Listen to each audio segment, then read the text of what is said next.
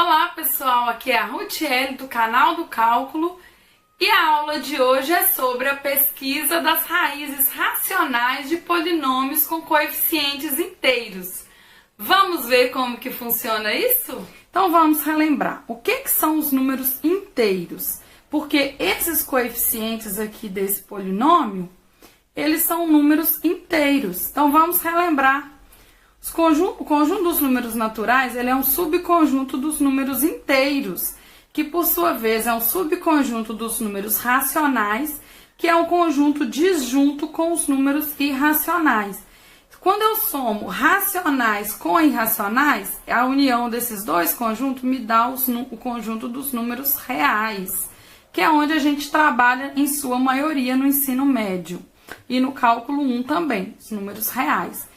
Então, o conjunto dos números reais, ele é um subconjunto dos complexos, certo? Nesse caso, eu quero pesquisar as raízes racionais. Olha, eu quero saber quem são as raízes racionais de um polinômio, certo? Então, eu falei, ó, raiz, eu chamei elas de alfa aí. Eu quero saber quais as raízes desse polinômio que estão nesse conjunto dos racionais. Alguns números irracionais. Raiz de 2 é um número irracional. Π é um número irracional. Raiz de 3 é um número irracional. Aquele E, que é o número de Euler, que é 2,71, ele é um número irracional. Então, todos esses são números irracionais. Qual que é a característica dos números irracionais? Eles não podem ser escritos como uma fração. Vários números, tem muitos números nesse conjunto que não podem ser escritos. Por exemplo, raiz de 2. Raiz de 2 não pode ser escrito como uma fração A sobre B. Não existe uma fração A sobre B, né? Uma fração que represente esse número raiz de 2. Isso aqui não tem como ser feito. Por isso que o raiz de 2 é irracional.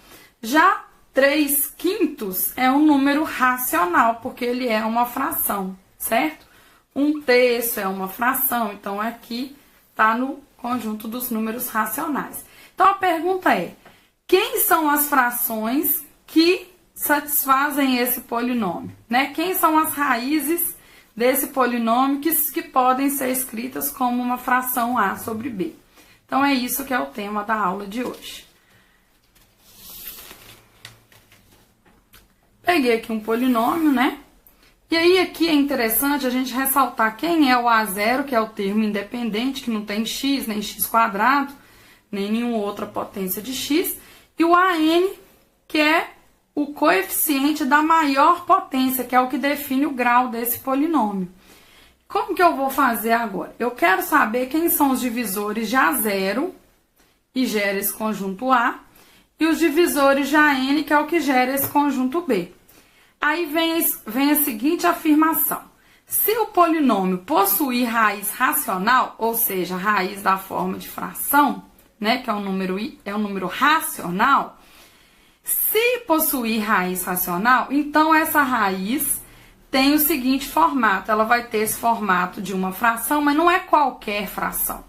É uma fração onde o numerador seja um divisor de A e o denominador é um divisor de B. Observe que essa afirmação, ela não fala que tem raiz racional, porque o polinômio ele pode não ter raízes racionais. Inclusive, existem muitos polinômios que não têm nem raízes reais, que só têm raízes complexas, tá? Então, nós vamos ver aqui um exemplo desse tipo, que não tem raízes reais. Vamos ver um exemplo que não tem raízes racionais, tá? Então, ficou claro, gente? Ó, toda raiz racional, ela não é uma fração qualquer. Ela é uma fração onde o numerador é um divisor do A0 e o denominador é um divisor de AN, certo?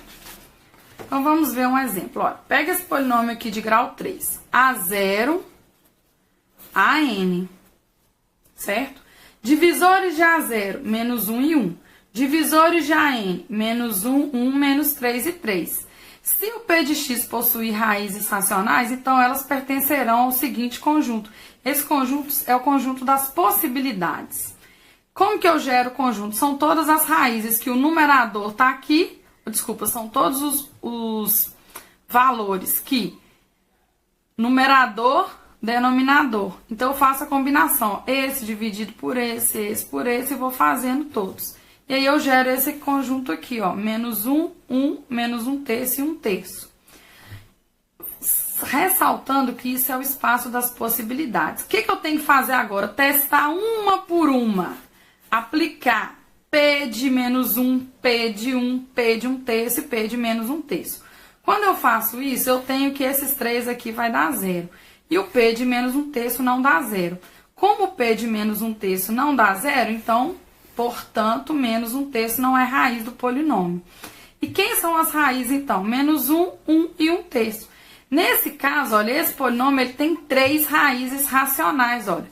Polinômio de grau 3 com as 3 raízes racionais e nenhuma repetiu, certo? E aí, gostou da aula? Se gostou, deixa o seu like e se inscreva no canal. Até a próxima, tchau!